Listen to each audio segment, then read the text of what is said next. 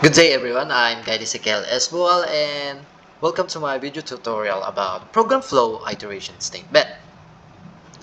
First, our learning outcome should be, at the end of the tutorial, the student should be able to discuss the different iteration statements. Second, demonstrate how to use different iteration cases in solving machine problems. Third, design and test different iteration cases. First natin ay repetition control structures. Java statements, it is a Java statements that allows us to execute specific blocks of code a number of times, or we all know this as our loop statement or loop. It is a program construct that allows a sequence of statements to be executed until a specified condition is met or a certain number of iterations have occurred. Dapat kailangan sa code natin ay magra-run siya na magra-run until na sa code natin na specific condition niya ay ma-satisfied or na-meet niya yung specified condition bago siya mag-terminate. Meron tayong 3 types of loop statement or repetition control structures. Meron tayong 3 types. Una ay while loop, second, do while loop, and third, for loop. First, while loop. A while loop is a statement or block of statements that is repeated as long as some condition is satisfied. Yan, ang pinaka-basic natin na loop statement. Ang function nito ay parang nagpa-function siya as a repeating statement where lahat ng condition na nilagay natin is chine-check niya muna bago niya ito i-run or ma-execute to run. Yan, ang sample syntax natin sa while loop ay while boolean expression curly bracket statement 1 semicolon curly bracket and statement 2, semicolon, curly bracket. Yan, ay example natin sa while loop. Integer x is equals to 0, semicolon, while x is greater than 10, the system that print next line x. Yan, may hinanda akong sample code para sa inyo. Yan. Meron tayong ito yung isang sample code ng while loop statement. Then, unang-una natin, ilalagay natin ay integer I. Makikita natin dyan, integer I. So, ang base value natin ay magiging 0. So, the code starts at number 0. While, ito ang boolean expression natin is I is greater than or equal to 10.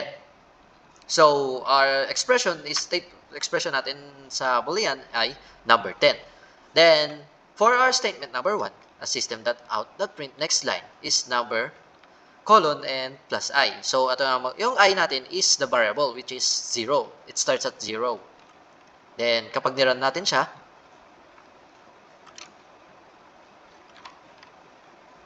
yan. Magsisimula siya from, as you can see, magsisimula siya from number 0 and matatapos siya from 10, which is nilagay natin siya sa code. Then, kapag nilagay natin sa integer I ng equals to 12,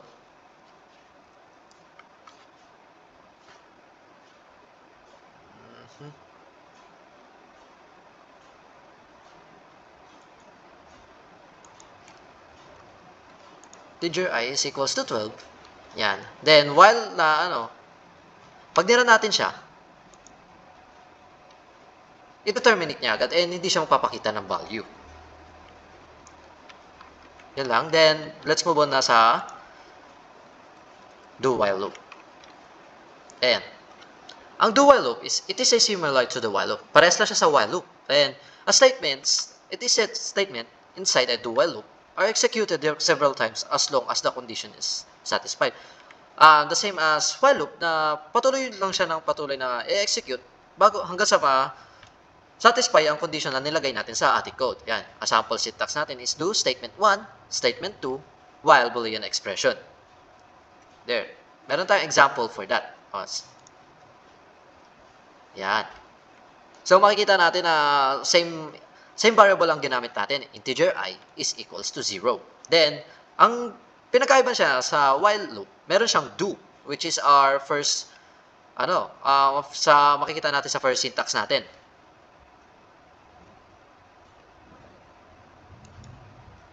Makikita natin sa first syntax natin. Yan, our statement 1.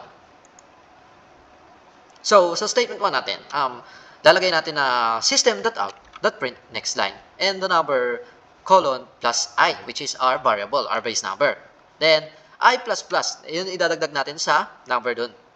Then, nilagay natin sa while our Boolean expression which is I is equals to greater than or equal to 5. So, kapag niran natin siya, starting from 0, tuloy-tuloy siya hanggang sa umabot ng 5. Then, kuwari, dagdagan natin yung 5 ng 10. Yan. Magtutuloy-tuloy siya hanggang sa i-terminate niya from 0 hanggang 10. Meron tayong coding rules and regulations para sa do-while loop. Unang-una, isa sa mga common programming mistakes natin ay nakakalimutan natin yung paglalagay ng semicolon after the while expression. Kasi, ang semicolon is considered as parang, kung tutuusin, ito yung ito yung terminator natin in programming language, lalo na sa lahat ng programming language, including Java. Another mistake is, just like in while loops, make sure that your do-while loops will terminate at some point. Kaya andyan ang Boolean expression para maglagay tayo ng specific condition na imimit niya para ma-terminate hindi siya magtuloy-tuloy hanggang sa infinite. An example code for do-while loop. Yan, integer x is equals to 0, do system.out.print next line x and x++ while x is greater than 10. Then integer x, another example is integer x is equals to 0 while x is greater than 10, system.out.print next line is x and x++. Now for the while loop. For loop.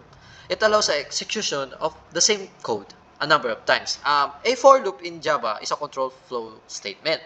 It is used to execute a block of code repeatedly for a specific number of times until yung specific code natin or specific condition natin na ma-check niya muna and hanggang sa i-play niya ng i-play or i-execute niya ng execute ito.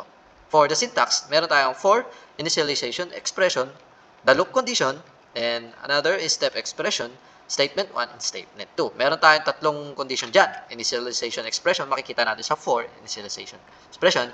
Then, it initializes the loop variable. Then, for the loop condition, it compares the loop variable to some limit value. Parang kino-compare niya kung yung condition ba niya is nasasatisfy dun sa nilagay natin block of codes. Then, the step expression updates the loop variable. Kapag nasatisfy niya yung specific condition, mag-run siya and execute niya ito properly. Now, for the example code niya is integer I, for I is equals to 0. Then, ito ang initialization variable natin, expression. Then, I is greater than 10 is our loop statement. Then, I++ is our step expression. Yan. Meron ako hinandang example code para dito for the for loop. Yan. There. Yan. As you can see, makikita natin dito ang integer I is equals to 0, which is our initialization expression for initializing the variables, and I is greater than or equal to 10. Kita rin natin na I++ for is our loop expression. Then, kapag pag niran natin siya, yan.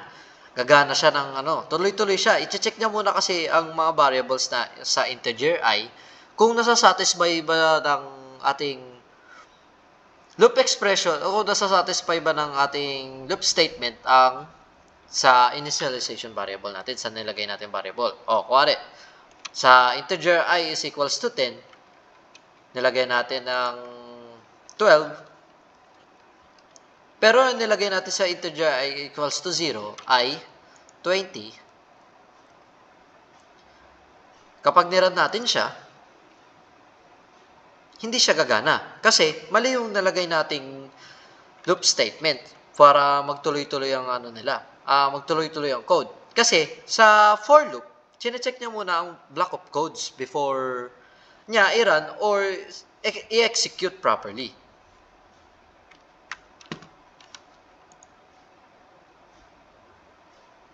Yan. Meron tayong example code, Now, meron pa tayong isa pang statement, which is ang branching statement. Ang branching statement ay ina-allow us to redirect the flow of program execution. Then, it offers three branching statements.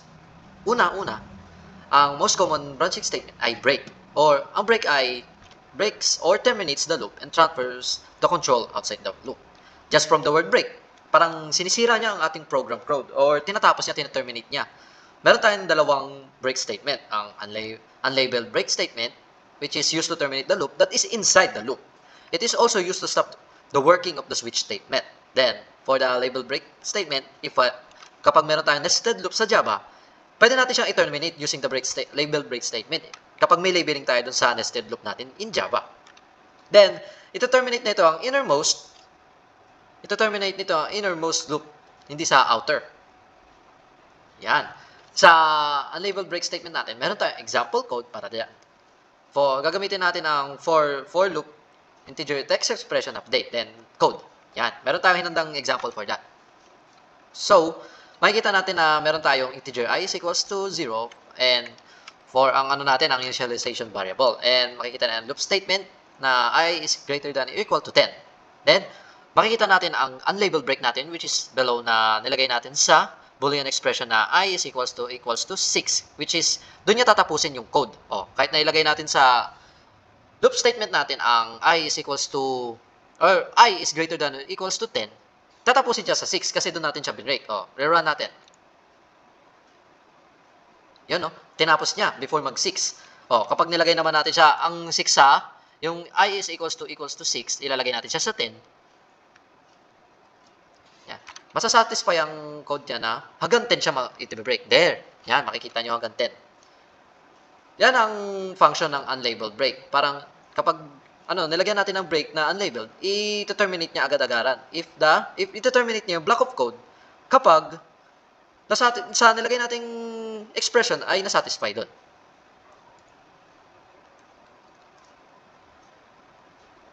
Para sa labeled break statement, meron tayong hinandaring example code for that. Yan. Yan, makikita natin may dalawang numbers tayong ginagamit. So, I and J. Gusto kong i-terminate both loops. Both loop natin. Makikita natin na variable natin is loop or unlabeled natin are loop. Then, may dalawa tayong for loop statements which is integer I and integer J. Ngayon, gusto ko i-terminate yung parehas sa number 2 pa lang. Then, hanggang sa masatisfy, tingnan na. Pag nira natin. Ayan. Magtutuloy-tuloy siya hanggang sa umabot siya sa number na 2 kapag nagsabay silang dalawa. Then, kuwari, tinanggal natin ang break na yan. Sa break loop na yan, yung loop. Tinanggal natin ang loop. Tinanggal natin ang loop.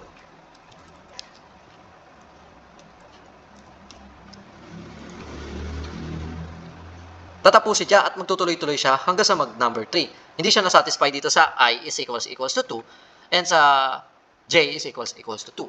Hindi natin na terminate yung innermost na code natin sa for loop or our nested loop.